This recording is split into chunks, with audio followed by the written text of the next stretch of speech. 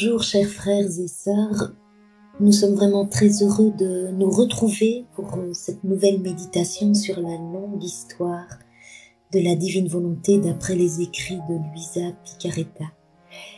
Et avant de commencer, nous voulions vous partager notre manière habituelle de travailler dans ces livres.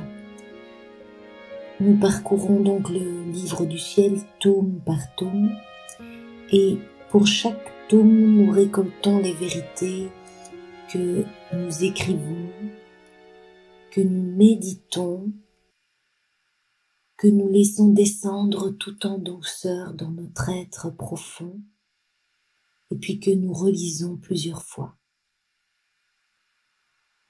Parce que Jésus dit à Luisa, « Il en est ainsi pour mes vérités. Si l'âme les lit et les relit, pour retirer toute la substance que contiennent mes vérités qui ont été communiquées à l'âme, symbolisée par le fer avec sa noirceur et sa froideur. Elle est alors chauffée au rouge, et en méditant ces vérités, elle se donne à elle-même des coups, elle qui a eu le bienfait d'entendre ma vérité, et celle-ci, se sentant honorée, étincelle de lumière avec d'autres vérités. Jésus poursuit en disant, « Si tu savais combien il y a de lumière dans tout ce que je t'ai manifesté sur ma divine volonté, et quelle lumière scintillerait si ces vérités étaient lues et relues, tu serais toi-même stupéfaite par tout le bien qu'elles feraient. » C'est le 23 décembre 1929. Et ensuite, nous, avec chaque vérité que nous récoltons comme un morceau de puzzle, nous allons les assembler, les relier les unes aux autres pour former la méditation que vous allez entendre. Et nous mettons toujours un thème qui nous est inspiré au fil de l'assemblage des vérités. Et donc pour la méditation d'aujourd'hui, nous sommes au tome 25. Et pour ce tome 25, nous avons choisi le thème suivant, « Voici, je fais toutes choses nouvelles ». Apocalypse 21, verset 5. Et la récolte des vérités est tellement fructueuse, et afin d'être le plus complet possible, nous avons partagé les vérités en deux parts. Et pour aujourd'hui, nous utiliserons uniquement une seule catégorie. Et puis nous poursuivrons le mois prochain avec l'autre part.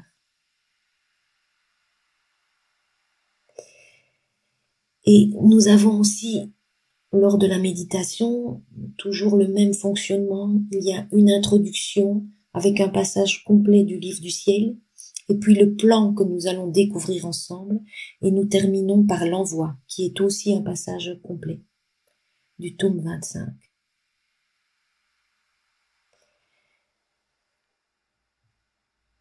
Nous allons découvrir donc ensemble ce qui se cache derrière le tome 25 avec le thème « Voici, je fais toutes choses nouvelles ». Le fil conducteur de cette méditation, ce sera la parole de Dieu. Puisque Dieu nous dit qu'il fait toutes choses nouvelles, nous allons nous mettre à l'écoute de cette parole de Dieu. Premièrement, de la parole du Père dans le fiat de la création, puis de la parole du Fils dans le fiat de la rédemption, et enfin la parole de l'Esprit Saint dans le fiat voluntas tua sur la terre comme au ciel.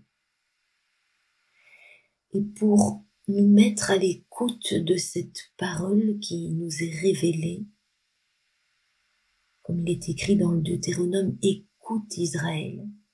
Et vraiment pour nous mettre à l'écoute, nous allons demander à l'Esprit Saint, qui est le souffle de toute vie, de venir toucher notre intelligence, notre cœur et notre âme, de toucher nos oreilles, nos yeux, notre bouche, pour vraiment être attentif à tout ce que le Seigneur veut déposer en nous. Nous allons commencer par l'introduction avec ce passage du livre du ciel. Alors aussi, toutes les références, pour ne pas alourdir la méditation, sont écrites sur le PDF qui est envoyé avec la méditation. Alors l'introduction, Jésus dit « Nos vérités descendent du ciel afin de générer dans les cœurs et former la longue génération des naissances divines venant de moi. Quel bien ne peut pas faire une de nos vérités? Elle contient la puissance de notre fiat. Elle est si vaste qu'elle a le pouvoir de sauver un monde entier. C'est pourquoi je t'ai donné tant de grâce. Je t'ai administré les mots. J'ai dirigé ta main quand tu écrivais. Et pour que tu n'oublies rien, je me suis placé près de toi.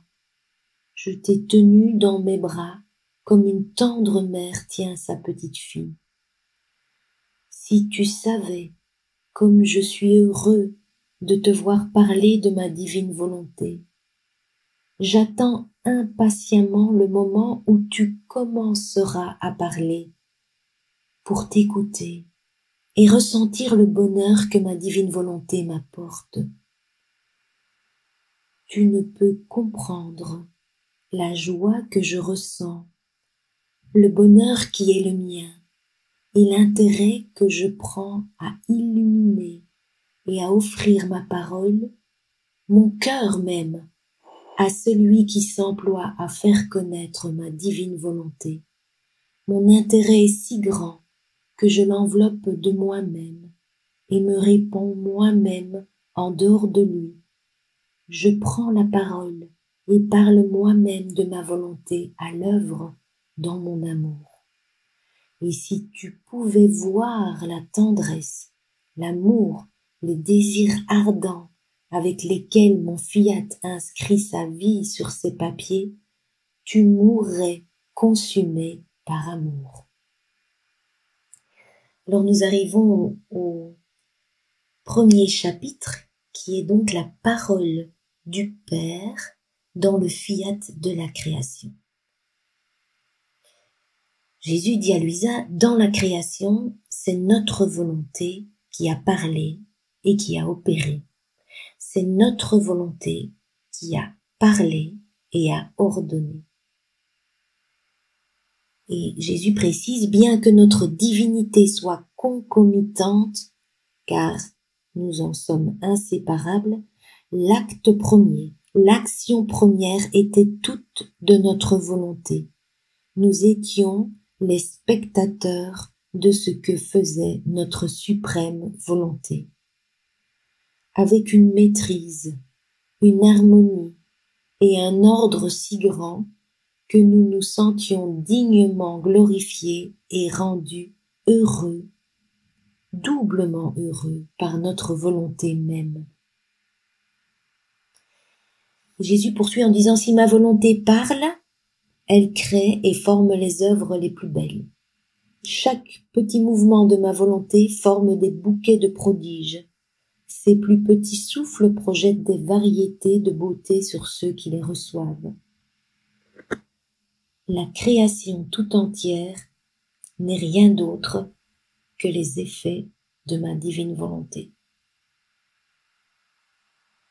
Donc si on veut se mettre à l'écoute de cette parole du Père dans le fiat de la création, on peut contempler cette nature divine lorsque nous nous promenons, voir l'immensité des cieux, la lumière du soleil, la puissance de la mer, toutes les beautés, les diversités des fleurs, la puissance aussi des montagnes.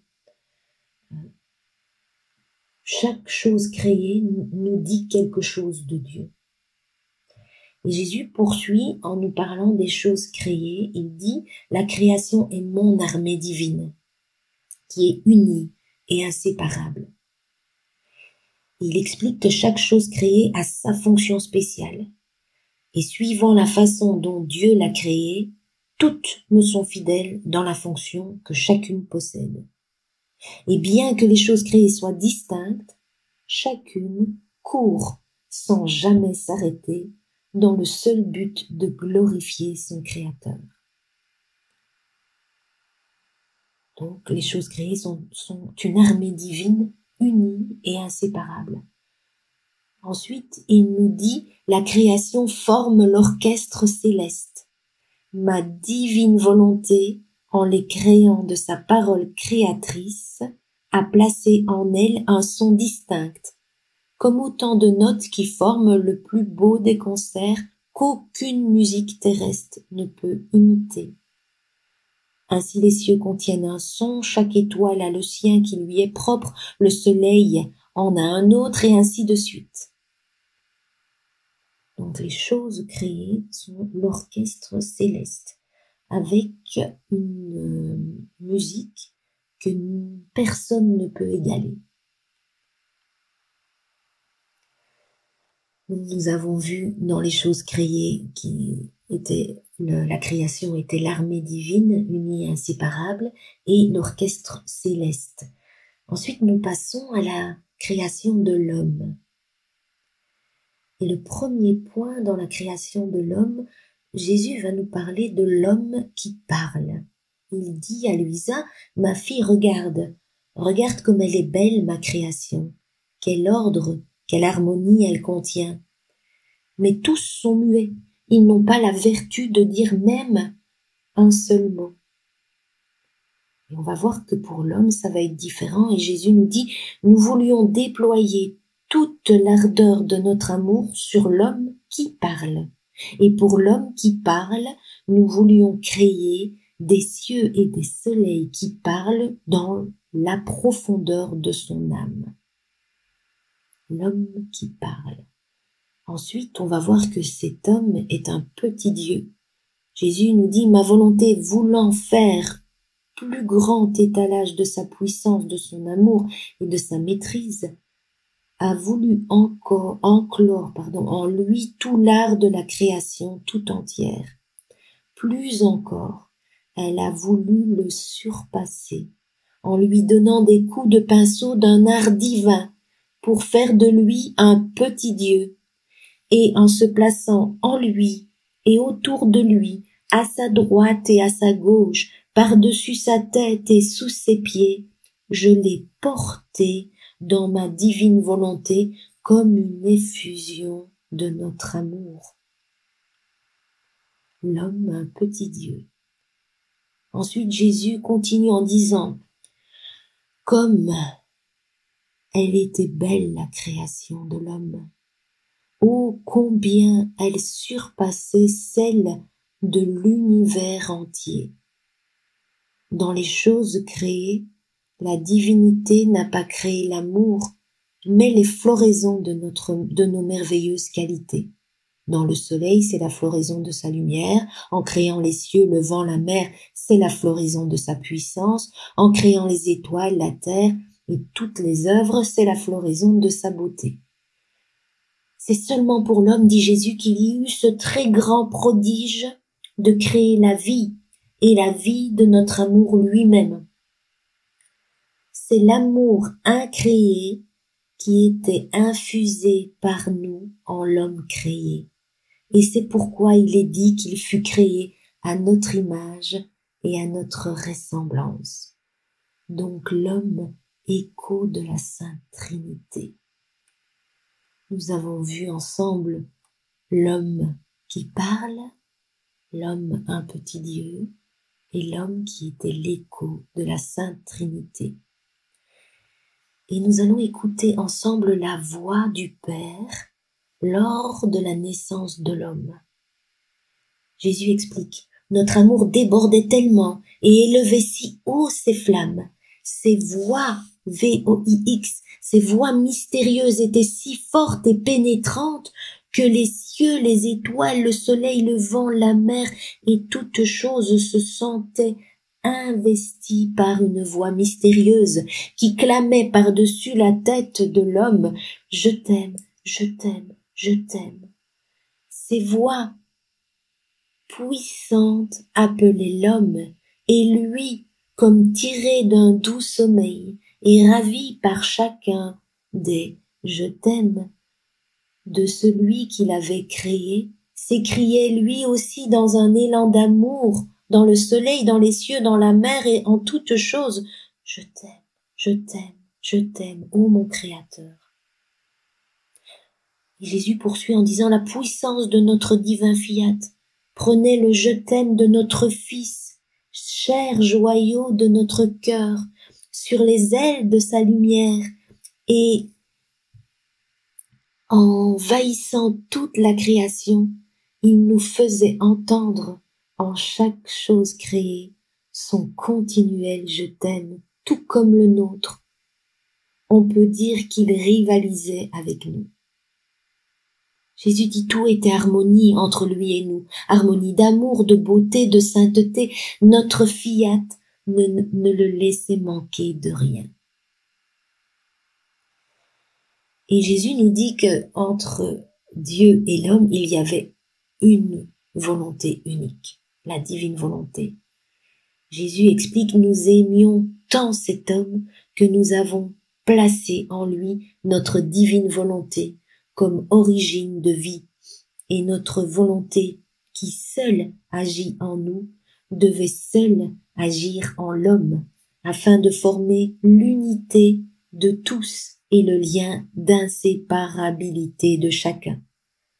L'union de l'un dans la multitude était le plus grand prodige de notre omnipotence. C'était le symbole et l'image de notre divinité.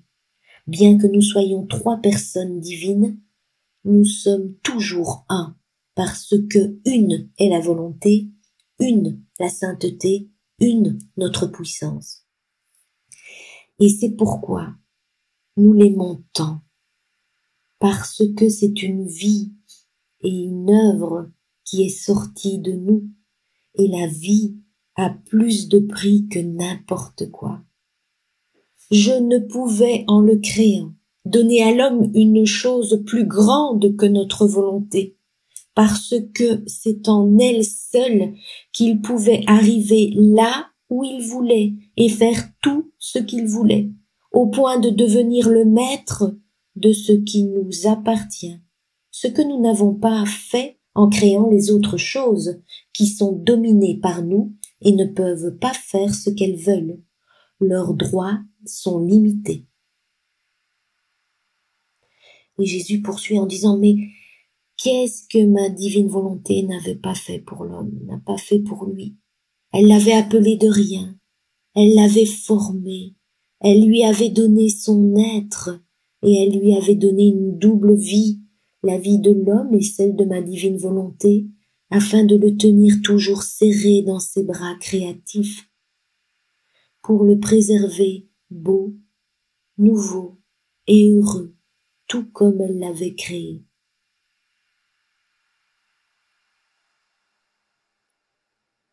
Voilà, ici se termine le premier chapitre qui était la parole du Père dans le fiat de la création.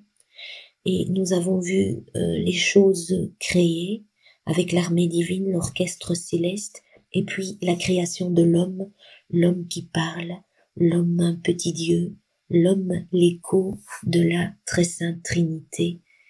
Nous avons entendu avec quel amour le Père a entouré la naissance de l'homme, et puis nous avons vu qu'entre Dieu et l'homme, il y avait une seule volonté, la volonté unique de Dieu. Et nous arrivons au deuxième chapitre, qui est le silence de la volonté humaine.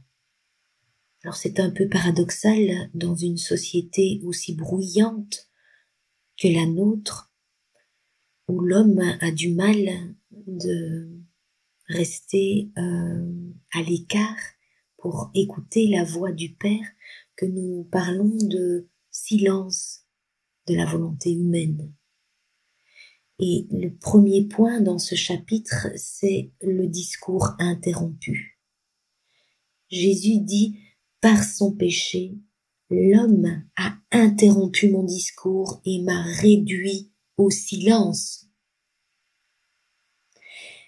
Ce qui signifie que l'homme va perdre l'écho de son Créateur, nous dit Jésus. Il dit, puisque l'homme est sorti de ma volonté pour vivre dans la sienne, il a perdu l'écho de son Créateur et modèle pour pouvoir imiter nos œuvres.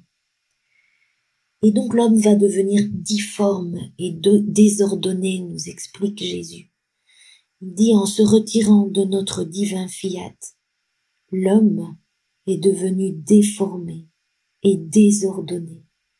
Il a cessé de ressentir la force de l'unité et de l'inséparabilité, que ce soit avec son Créateur ou avec toutes les générations. Il s'est senti comme un corps divisé, brisé dans ses membres, et qui ne possède plus toute la force de son corps entier.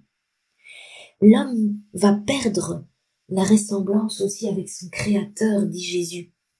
Et Luisa explique elle dit ceci, « Je vis une foule de gens, tous de petite taille, mal nourris, maladifs, maigrelets, et certains blessés, affamés, sans nourriture suffisante.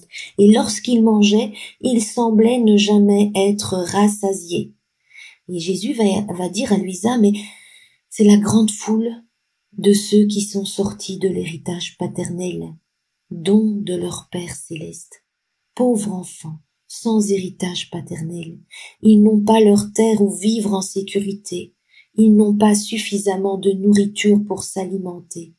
Par conséquent, il leur est presque difficile d'atteindre leur taille normale. L'héritage donné par mon Père céleste était ma divine volonté. C'est en elle qu'ils devaient trouver la nourriture pour grandir et atteindre la bonne taille, l'air balsamique qui devait les rendre sains et forts, imprimer sur leur visage la fraîcheur de l'enfant, la beauté du jeune âge et la dignité de l'homme adulte. En sortant de l'héritage de ma divine volonté, ils n'étaient plus maîtres, mais serviteurs, et forcés de vivre dans la pauvreté.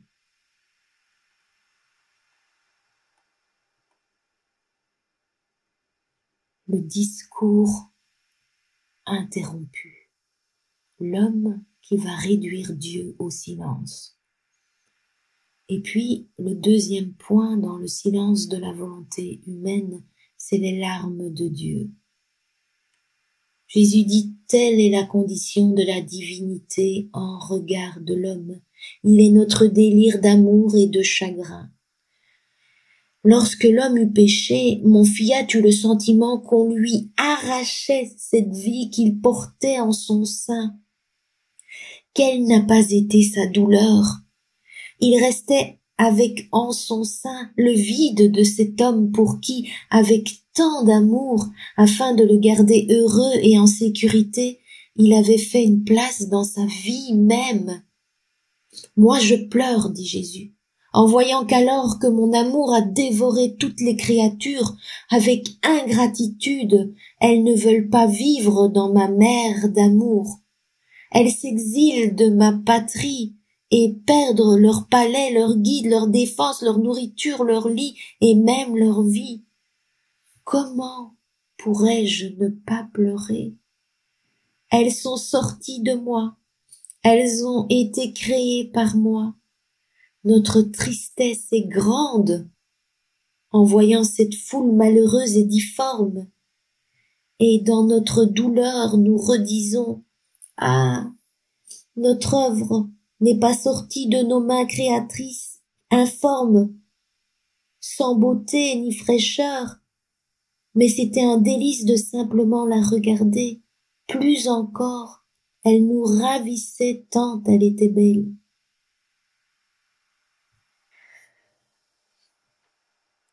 Donc ici se termine le chapitre 2 sur le silence de la volonté humaine, avec le discours interrompu par l'homme et puis les larmes de Dieu. Et nous arrivons au 3e chapitre qui est la nouvelle création. Et dans l'Apocalypse, l'auteur écrit « Voici que je fais toutes choses nouvelles ». Et il dit « Écris, car ces paroles sont dignes de foi et vraies ». Donc Dieu nous dit « Voici que je fais toutes choses nouvelles ». C'est le thème de Psaume 25. « Voici, je fais toutes choses nouvelles ». Ces paroles sont dignes de foi et vraies. Et puis l'auteur nous dira « J'ai vu un ciel nouveau et une terre nouvelle, car le premier ciel et la première terre s'en étaient allés. » Et le premier point dans cette nouvelle création, c'est la parole du Verbe dans le fiat de l'incarnation. Dans l'Écriture, dans l'Évangile de Jean, au chapitre 1er, il est écrit « Et le Verbe s'est fait chair, il a habité parmi nous et nous avons vu sa gloire. » Et Jésus dit à Luisa, « Verbum signifie parole, et notre parole est le fiat, qui, tout comme dans la création parla et créa, dans la rédemption, le Verbe voulut s'incarner lui-même. C'était ma divine volonté qui s'incarnait pour venir chercher l'homme perdu, car c'était son sein vide qui réclamait cet enfant qui de façon si cruelle s'était arraché au dehors. » Alors nous avons relevé 2 points en rapport avec cette parole du Verbe dans le fiat de l'incarnation. Et le premier point, c'est la circoncision. Jésus dit par cette blessure, j'ai ouvert la porte à la volonté humaine pour la laisser entrer de nouveau dans la mienne. Dans les premiers jours de ma vie d'ici-bas, j'ai voulu souffrir une coupure très cruelle au point de m'arracher des larmes, afin que ma blessure puisse guérir celle de la volonté humaine et enclore de nouveau l'homme dans mon divin fiat. Ce fiat qui le débarrasserait du ver, des misères, des faiblesses et des ténèbres, et en vertu de mon fiat omnipotent, tous ces biens seraient refaits et restaurés. Donc, la circoncision. Et le deuxième point, c'est l'arbre de vie de la divine volonté, planté au milieu de nous. Luisa explique, « Je vis en esprit un arbre chargé de fruits qui émettait de la lumière, et mon doux Jésus était crucifié au milieu de cet arbre. Et la lumière de ses fruits était si forte que Jésus disparaissait dans cette lumière. J'étais surprise et Jésus me dit, « Ma fille, cet arbre que tu vois est l'arbre de ma divine volonté. Et comme ma volonté est soleil, ses fruits se changent en lumière et forment beaucoup d'autres soleils. Je suis le centre de sa vie, et c'est pourquoi je suis en son milieu.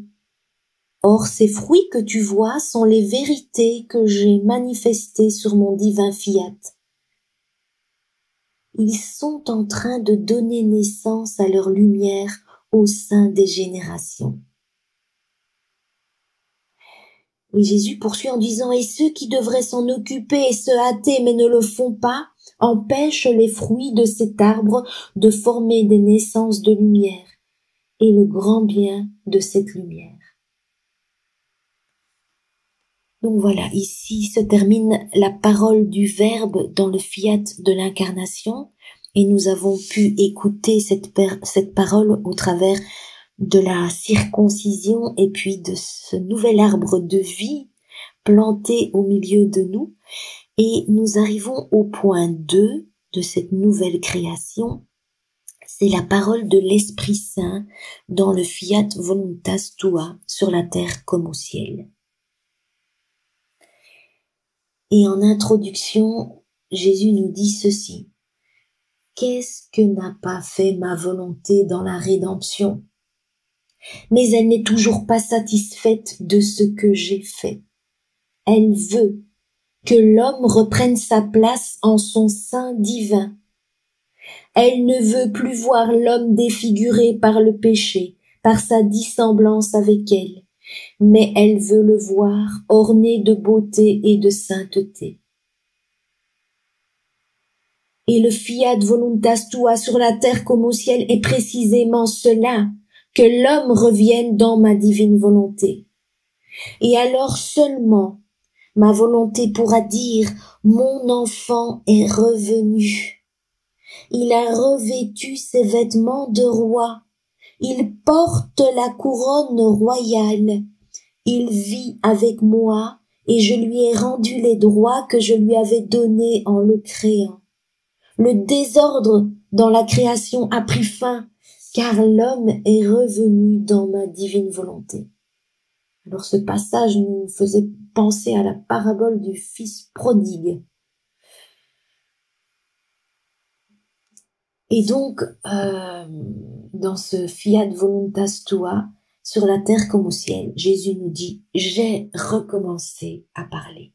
Là où la volonté humaine avait interrompu le discours de Dieu, Jésus nous dit aujourd'hui, j'ai recommencé à parler. Il dit, après bien des siècles, j'ai recommencé à parler avec tant d'amour, en reprenant mon discours, en te manifestant l'ordre tout entier du royaume de ma divine volonté et la voie, le chemin que mes créatures doivent suivre dans mon royaume. En se retirant de notre divine volonté, il a placé une limite à notre amour. Mais notre amour n'a pas dit assez. Il s'est tout au plus arrêté et a attendu. Mais incapable de se contenir plus longtemps, il a repris sa création des cieux et des soleils qui parlent dans la petite fille de ma divine volonté. Et Jésus nous donne un signe qu'il a recommencé à parler, avec les 9 excès d'amour dans l'incarnation. Ces 9 excès d'amour qui sont placés au début et à la fin du tome 1, donc qui entourent, qui encadrent le tome 1. Jésus explique, il dit « Ma parole est création ».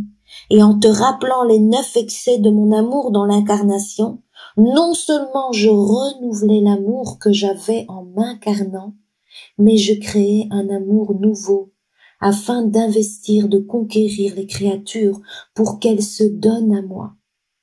Et ces 9 excès de mon amour formaient le prélude aux nombreuses leçons que j'allais te donner sur mon divin fiat afin de former son royaume. Et donc, lorsque nous relisons ces 9 excès d'amour de l'incarnation, Jésus explique ce qui se passe. Il dit, avec leur relecture, mon amour est renouvelé et redoublé. Et il explique que cela lui coûte plus que la création tout entière. Parce que lorsqu'un acte est renouvelé, il demande le double d'amour, le double de grâce, le double de lumière, pour que nous n'ayons pas à connaître la seconde souffrance que nous avons eue au commencement de la création lorsque l'homme pécha. Et lorsque j'entends les 9 excès qui me sont racontés, la mer de mon amour monte, elle bouillonne et forme des vagues immenses. Ce sont mes gémissements d'amour, mes cris de tristesse, mes sanglots répétés qui disent à la créature « Cesse de me faire pleurer et échangeons le baiser de paix, aimons-nous et tous nous serons heureux, le Créateur et la créature. » Et Luisa va expliquer que pendant la lecture des 9 excès d'amour, donc il y a son confesseur qui va lire les 9 excès d'amour, et Luisa explique ce qui se passe lorsque le prêtre lit les 9 excès d'amour. Luisa dit « J'ai vu les cieux s'ouvrir et un rayon de lumière qui venait d'en haut s'est fixé sur moi et a illuminé tous ceux qui étaient autour de nous. Et Jésus va lui expliquer: ce rayon de soleil qui s'est fixé sur toi est ma divine volonté qui apporte la vie du ciel dans ton âme. Non seulement il t'illumine et t'apporte sa vie, mais il fait sentir la vie de lumière à quiconque s'approche et reste près de toi. C'est comme le soleil. Il se répand alentour et donne à ceux qui t'entourent le chaud baiser de lumière de son souffle, de sa vie. Et je suis heureux, dit Jésus, de voir en toi que ma divine volonté se diffuse et commence à faire son chemin.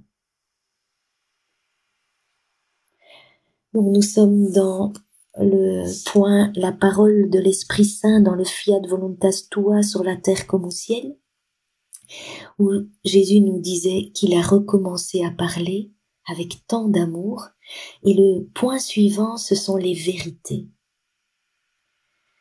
Dans l'Écriture, nous lisons: quand il viendra, lui, l'Esprit de vérité, il vous conduira dans la vérité tout entière. Lui me glorifiera, car il recevra ce qui vient de moi pour vous le faire connaître. C'est dans l'évangile de Jean. Et Jésus nous explique que ces vérités descendent du ciel. Il dit: lorsque nous voulons manifester une vérité, nous la générons tout d'abord en notre sein comme une chair enfant, puis nous la sortons de nous comme une naissance, afin qu'elle puisse descendre vers les créatures. Chaque vérité que je t'ai manifestée sur ma divine volonté était une enfant générée dans notre sein paternel. Elle t'apportait l'enfant de notre lumière, de notre beauté, de notre sainteté et de notre amour. Plus encore, chaque vérité contient un bien distinct à donner aux créatures, ainsi qu'une gloire pour celui qui l'a générée. Donc Jésus nous dit que ces vérités descendent du ciel et que chaque vérité est une enfant générée dans notre sein paternel. Et il dit à Luisa: chaque connaissance sur ma divine volonté représente de nombreuses vies divines sorties de notre sein. Deuxième chose qu'on peut relever sur ces vérités, c'est que ce sont des cieux qui ne sont pas muets. Jésus dit: ma volonté n'est pas seulement vie, elle est la fontaine, la source et la vie de toute vie. Par conséquent, les cieux de ces connaissances ne pouvaient être muets. Chaque connaissance sur mon divin fiat est un ciel, un soleil, un vent. Ils ont tous une voix, V-O-I-X, et ils parlent avec une telle éloquence que personne ne les égale. Les anges, les saints, les savants restent muets et se sentent ignorants devant les paroles des cieux de ma volonté. Ensuite, nous allons voir que ces vérités ont une vertu génératrice. Jésus nous explique que possédant la vie divine, ces vérités ont la vertu de produire des cieux et des soleils nouveaux, plus beaux encore, des vents plus puissants, plus propres à investir les cœurs et à faire leur conquête par leurs doux gémissements. Et il va dire à Luisa: mais regarde au tréfonds de ton âme, toutes mes connaissances sur mon fiat, tout en ordre et en harmonie. Et l'une est ciel, elle parle et forme un autre ciel. Une autre est soleil, elle parle et en se faisant lumière et chaleur, elle forme un autre soleil. Une autre est mer et forme ces vagues qui parlent, et en parlant, elle forme une autre mer pour recouvrir le monde entier de ces vagues parlantes, s'imposer par sa parole créatrice et se faire entendre, afin d'apporter à tous la nouvelle mer de paix et de joie de ma volonté. Une autre est vent, et tantôt elle parle avec son empire afin de briser les cœurs les plus durs, tantôt avec ses caresses pour ne pas faire peur. Et tantôt elle parle avec des gémissements d'amour afin de se faire aimer. Et en parlant, elle forme d'autres vents et sa parole court pour faire connaître la vie, la puissance de ma divine volonté. En somme, dit Jésus, toutes mes connaissances sur ma divine volonté sont une création nouvelle, plus belle, plus variée que la création elle-même. C'est une création qui parle, et sa parole est la vie de ma divine volonté qu'elle apporte à la créature. Alors Jésus nous dit aussi que chaque vérité est reliée à l'autre. Jésus dit dans mon discours, j'ai conservé un ordre tel qu'une vérité est reliée à l'autre. Et ces vérités sont si bien reliées entre elles que si quelqu'un voulait enlever ou cacher quelques vérités, elles constitueraient un vide dans le royaume de mon divin fiat. On verrait alors en ce point comme un ciel sans étoiles, un espace vide sans soleil, une terre sans floraison. Et cela retirerait aux créatures une force qui les incite à vivre dans mon royaume. Et Jésus précise, en fait, chaque vérité concernant ma divine volonté est ainsi une voie, un chemin. C'est un endroit libre qu'elle trouve pour en prendre possession. Dans l'âme, c'est une place qu'elle occupe pour régner parmi les créatures.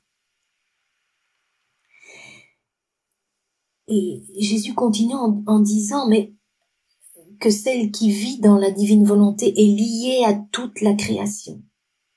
Elle nous disait l'autre fois que toute la création était nos membres, nous étions la tête et tout était relié. Et là ici il dit, la créature ne peut se détacher des choses créées, car la volonté de l'une et de l'autre étant une, c'est la divine volonté, et elle forme un corps unique, ayant de nombreux membres inséparables les uns des autres. Et Jésus poursuit en disant, je regarde celle qui vit dans ma divine volonté, et je vois en elle toutes les variétés de chaque chose créée, et je dis, ô puissance de mon divin fiat, combien tu rends belle pour moi celle qui vit en toi. Tu lui donnes la primauté sur toute la création. Tu lui donnes la course si rapide qu'elle court plus que le vent, et dépassant toute chose, elle est la première à entrer dans mon divin centre pour me dire « Je t'aime, je te glorifie, je t'adore ». Et en formant son écho dans toute la création, tous répètent après elle ces charmants refrains. Et Jésus poursuit en disant, manifester toutes ces vérités sur mon fiat n'était rien moins que remettre en place tout l'ordre et tout l'amour que j'aurais conservé si l'homme n'avait pas péché et si mon royaume avait eu sa vie sur la terre. C'est pourquoi je mets tant d'amour à te manifester tout ce qui concerne ma divine volonté. Donc nous avons parlé des vérités, ces vérités où Jésus nous disait que c'était des vérités qui descendaient du ciel, c'était des enfants générés dans son sein paternel, des vies sorties de notre sein, disait Jésus. Et les cieux de ces connaissances ne sont pas muets. Ces vérités ont une vertu génératrice et vont former au fond de notre âme la nouvelle création, ces cieux de ces connaissances qui parlent. Et Jésus expliquait que chaque vérité était reliée à l'autre, comme les membres d'un corps. Et nous arrivons au point suivant dans cette parole de l'Esprit Saint, du Fiat Voluntas Tua sur la terre comme au ciel, qui est l'homme renouvelé. L'homme va être renouvelé par ces vérités. Jésus dit, dans toutes ces vérités, il y a le renouveau de la création tout entière. En chaque vérité, mon fiat veut se remettre en action, tout comme je l'ai fait dans la création. Alors le premier point dans l'homme renouvelé, on pourrait dire que nous allons renaître de l'Esprit Saint, renaître de l'eau et de l'Esprit, et donc ça va être le baptême dans l'Esprit Saint.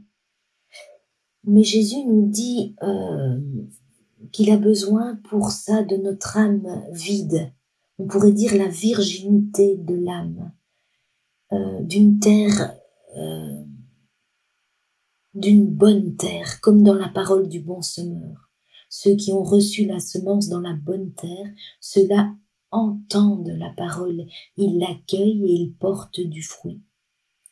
Et Jésus nous explique, c'est un peu comme ma volonté qui a utilisé le vide de l'univers. Mon divin fiat veut répéter dans la créature qui vit dans ma volonté les actes accomplis dans la création de l'homme.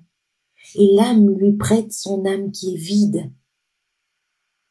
Et ma volonté va utiliser cet espace pour y créer ce qu'elle veut, pour y étendre les cieux, créer le soleil et imposer des limites à la mer afin que la terre puisse former ces magnifiques floraisons. Et Jésus va expliquer à Luisa, il lui dit, si la grâce t'a été donnée de les sortir, donc ces vérités, c'est parce qu'elles ont trouvé en toi l'espace et la liberté de pouvoir générer.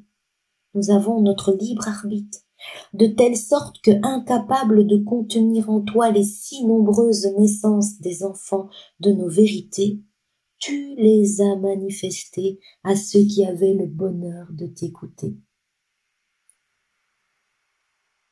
Et Jésus poursuit en disant, on peut dire par conséquent que celui qui ne prend pas ces vérités en considération est un de nos enfants qui n'apprécie pas et n'aime pas les plus grandes choses qui existent au ciel et sur la terre.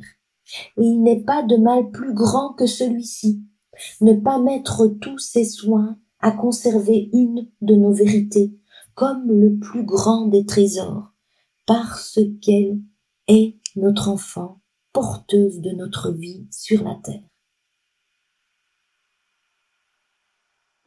Nous avons vu le baptême dans l'Esprit Saint, et puis la deuxième chose, se laisser nourrir par le souffle de l'Esprit Saint, c'est-à-dire par la laine du fiat omnipotent, ce fiat voluntas tua. Jésus dit à Luisa, écoute comme c'est beau, la parole contient le souffle, et lorsqu'elle est parlée, la parole porte le souffle, qui comme l'air va de bouche en bouche et communique la force de ma parole créatrice, et la nouvelle création que contient ma parole descend dans les cœurs. N'est-ce pas au moyen de son haleine que mon fiat nourrit toute la création, la préservant fraîche et belle, tout comme il l'a créée? Oh, si les créatures voulaient se laisser nourrir par la laine de mon fiat omnipotent, les mots n'auraient plus en eux aucune vie. Sa vertu génératrice et nourrissante leur communiquerait lumière, beauté et ordre dans la plus belle harmonie. Qu'est-ce que peut faire et donner mon fiat? Tout, nous dit Jésus. Et puis le troisième point dans cet homme renouvelé, nous allons devenir ce vrai pain descendu du ciel. Jésus va dire à ses apôtres dans l'évangile, au moment de nourrir toute cette foule, il va dire, donnez-leur vous-même à manger. Et Jésus explique que pour faire le pain, il faut de la farine, de la levure et de l'eau. Et la farine, il dit, ce sont les nombreuses connaissances que je t'ai manifestées sur mon divin fiat. La levure, c'est les premiers qui feront et vivront dans ma divine volonté. Ce sera la levure du royaume. Et puis avec l'eau, le souffle de l'Esprit Saint, le feu, ça formera le pain, le vrai pain, qui va nourrir les générations humaines. Et Jésus explique à Luisa, donc la farine ne suffit pas, il faut la levure et l'eau. Et de la même manière, la levure des quelques créatures qui vivent dans ma divine volonté m'est nécessaire, ainsi que la multiplicité des connaissances sur ma divine volonté. C'est la farine, qui servira de masse de lumière pour donner les biens nécessaires pour nourrir et rendre heureux tous ceux qui voudront vivre dans le royaume de ma divine volonté. Donc pour ce vrai pain, il faut la farine des nombreuses connaissances que Jésus a manifestées à Luisa sur le divin fiat. Il faut la levure des premiers qui vivront dans la divine volonté, et puis l'eau, le souffle de l'esprit, qui formera la farine, la levure et l'eau formeront le vrai pain qui nourrira les générations humaines.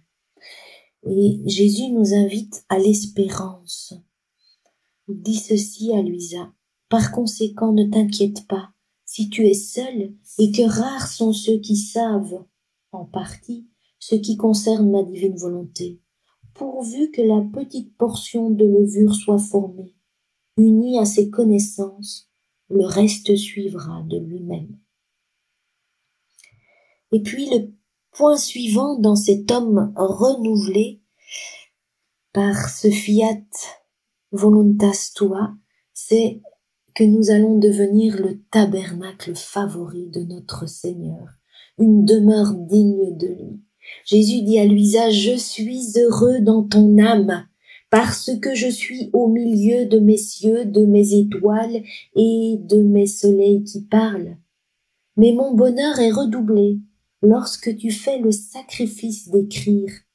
Je vois que ces cieux qui parlent vont sortir, et que leur parole formera des cieux nouveaux, qui apporteront la vie de mon divin fiat parmi les créatures. Le ciel ne sera plus étranger à la terre, parce que ces cieux qui parlent formeront sur la terre la nouvelle famille céleste, et leur parole mettra en communication le Créateur et la créature.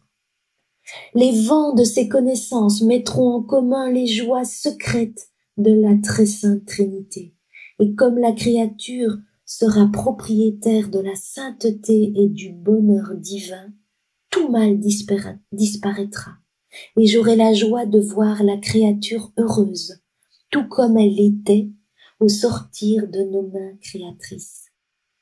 C'est pourquoi, nous dit Jésus, tous mes desseins, mes soins et mes intérêts sont de faire connaître ma divine volonté et de la faire régner parmi les créatures. Chaque créature sera alors pour moi un tabernacle vivant, non pas muet, mais parlant. Et je ne serai plus seule, mais j'aurai ma compagnie éternelle. Et avec ma divine volonté dédoublée en elle, j'aurai ma divine compagnie dans la créature. J'aurai ainsi mon ciel en chacune d'elles, parce que là, le tabernacle de ma divine volonté possède mon ciel sur la terre. Donc l'homme renouvelé dans ce baptême de l'Esprit Saint, dans cette nourriture par le souffle de l'Esprit Saint, il deviendra le vrai pain descendu du ciel et sera un tabernacle préféré, favori, un tabernacle vivant de notre Seigneur. Et puis, dans ce chapitre du Fiat Voluntas Tua sur la terre comme au ciel, le 4e point, c'est ce royaume du divin fiat. Nous dit Jésus, c'est la plus belle époque de tous les siècles et les plus belles pages de notre vie. Jésus dit à Luisa: chaque manifestation que je t'ai donnée sur ma divine volonté est comme une page de ta vie. Et si tu savais combien de belles choses ces pages contiennent, chacune d'elles est un courant entre le ciel et la terre.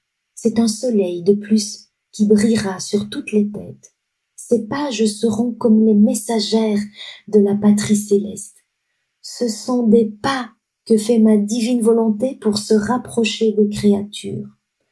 Par conséquent, nous dit Jésus, ces manifestations, comme des pages de vie, formeront une époque pour les générations futures, où elles liront le royaume de mon fiat et les nombreux pas qu'il a faits pour venir parmi elles, et les nouveaux droits qu'il leur a donnés d'entrer de nouveau dans son royaume. Jésus poursuit en disant « Mes manifestations sont des décrets. Par conséquent, tout ce que je t'ai dit sur ma divine volonté constitue un capital divin.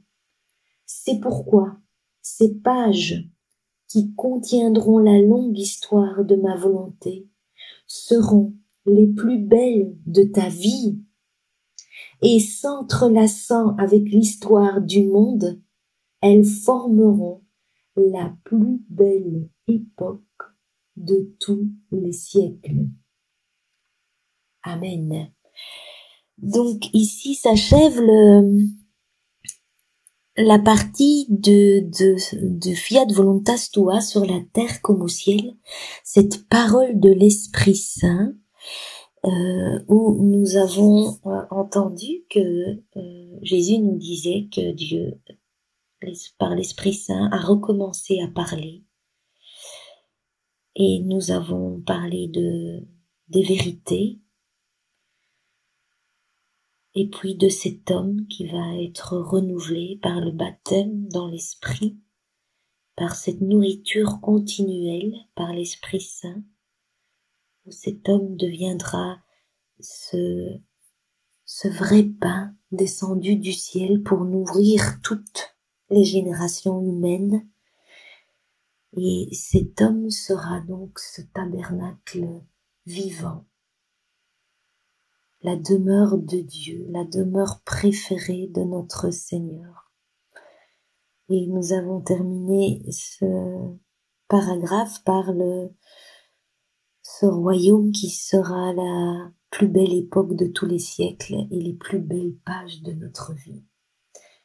Et nous terminons cette méditation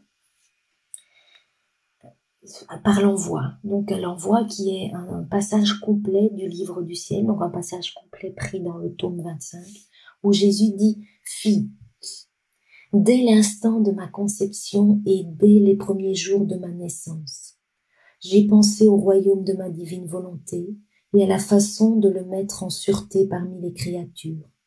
Mes soupirs, mes larmes, mes sanglots répétés ne cherchaient qu'à rétablir le royaume de mon divin, de mon fiat sur la terre. Environ 20 siècles ont passé, et je n'ai pas arrêté. Mes soupirs durent encore.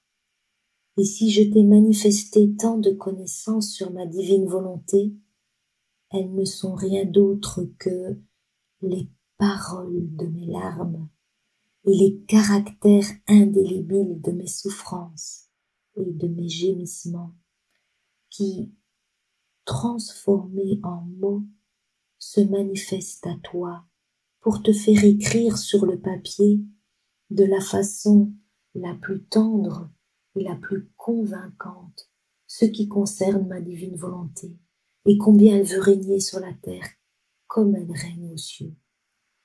Par conséquent, de notre part, la divinité a décidé par des décrets indélébiles et immuables que notre divine volonté viendra régner sur la terre et personne ne peut nous mouvoir.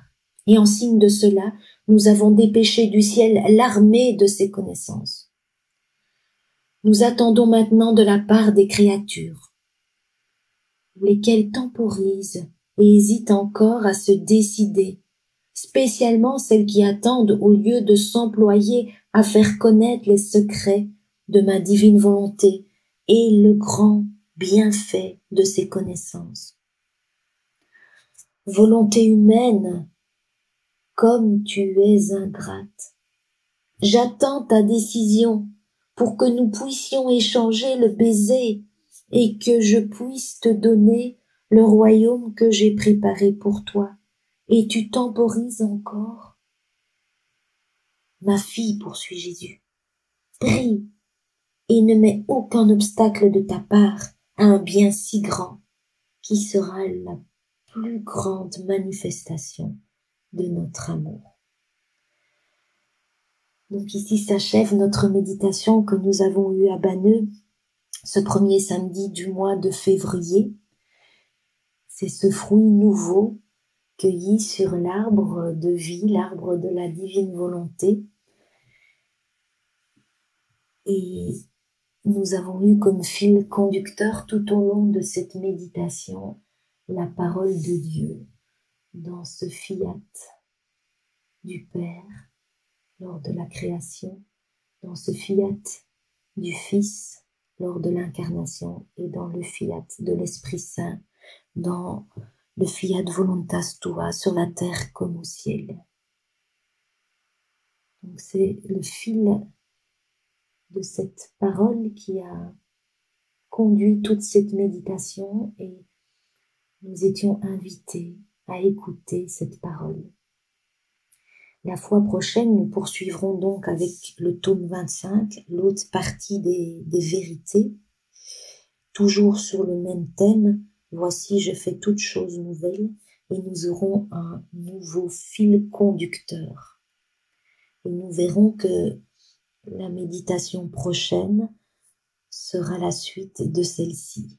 Tout ça semble divinement bien, merveilleusement, harmonieusement. C'est là un prodige du ciel. Et donc nous restons unis dans cette divine volonté et à la fois prochaine en union de prière. Amen.